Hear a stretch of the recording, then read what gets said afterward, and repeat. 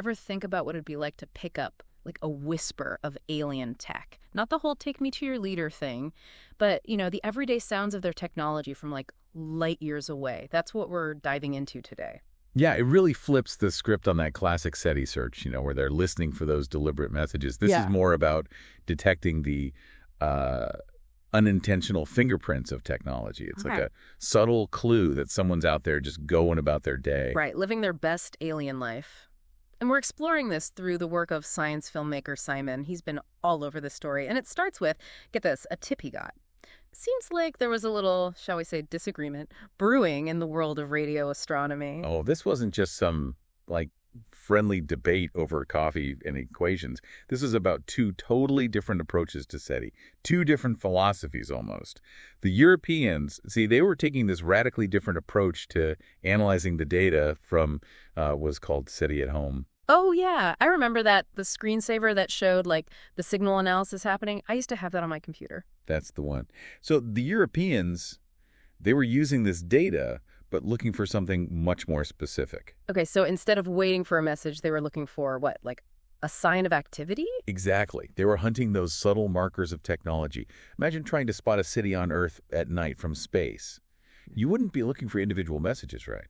You'd be looking for the glow of the city lights. The unintentional footprint of, civilization. Bang on. That's what the Europeans were after in this data, the technological equivalent of city lights on an alien world. So they're thinking about this in a totally new way. Instead of waiting for a postcard, they're trying to, spot the lights from across the ocean. Did it work? Did this new approach pan out? Well, that's the thing. It did. Their analysis, as unconventional as it was, led them to 5 potential signals.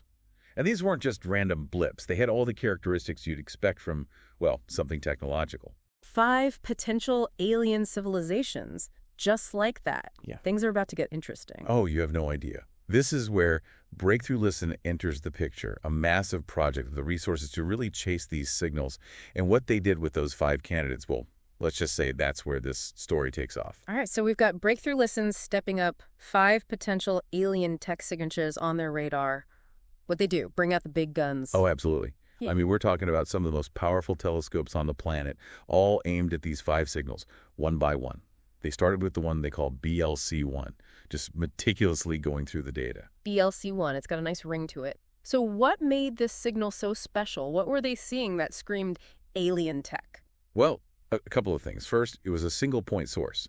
That means it was coming from a very specific location, not just a general area of space.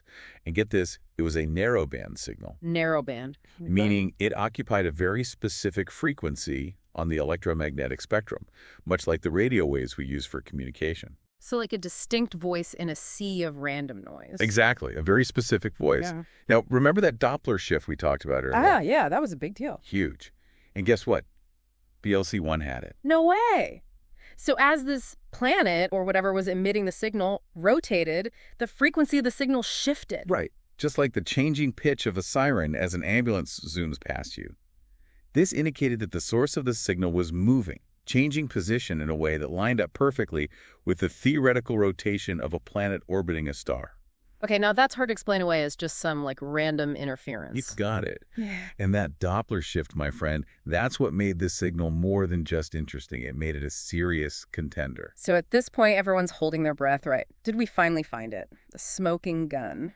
Proof positive of alien technology. What were the folks in charge of Breakthrough Listen saying? So did they do it? Pop the champagne, break out the party hats. What Breakthrough Listen have to say about BLC-1? Well, Simon, our journalist friend, he got the chance to ask Dr. Andrew Simeon, the head honcho over at Breakthrough Listen's science program, that very question. And his answer, maybe? Maybe. That's it. After all that, maybe. Science, right. Always Yeah. with the caution. Look, as much as we all want that big yes, aliens moment, these research, they got to be thorough. That BLC-1 signal, it's still faint. It could be the real deal, but there could be another explanation, something we haven't figured out yet. They need more data, more analysis. Think of it like finding a footprint on the beach. Exciting? Sure. But you need more to know who made it, right? One footprint isn't a parade. Okay, so Breakthrough Listen is still working, still a maybe. Mm-hmm. But you mentioned another player in this game. Someone else looking at BLC-1. Oh yeah, this is where it gets even more interesting. The 500-meter aperture spherical radio telescope, FAST for short, it's run by China, and it is massive. The biggest, most sensitive radio telescope we've got anywhere. And they're interested in BLC-1 too. Absolutely. And that's the thing. FAST, with its incredible sensitivity, they could be the ones to confirm BLC-1 or rule it out.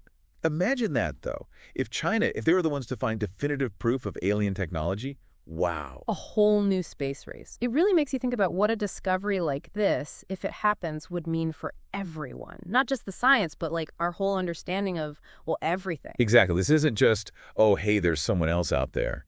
It's about our place in the universe, the philosophical, the cultural, even the religious implications. It'd be enormous. A whole lot riding on a maybe. Right.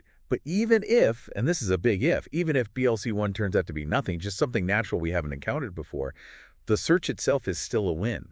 The technology, the techniques they're developing to chase these signals, it all pushes us forward. So while we wait to see what Breakthrough Listen and FAST find, we're left with that good old-fashioned sense of wonder. Who knows what's out there? Maybe we're on the verge of something huge, maybe not. But the search itself, that's pretty remarkable, isn't it? This whole deep dive, it really reminds you of the big questions, the ones that keep us looking up at the stars. Couldn't said it better myself. Who knows what's waiting to be discovered? That's what makes this so exciting. The universe is full of possibilities, and sometimes that's more than enough. Thanks for joining us for this deep dive. Until next time.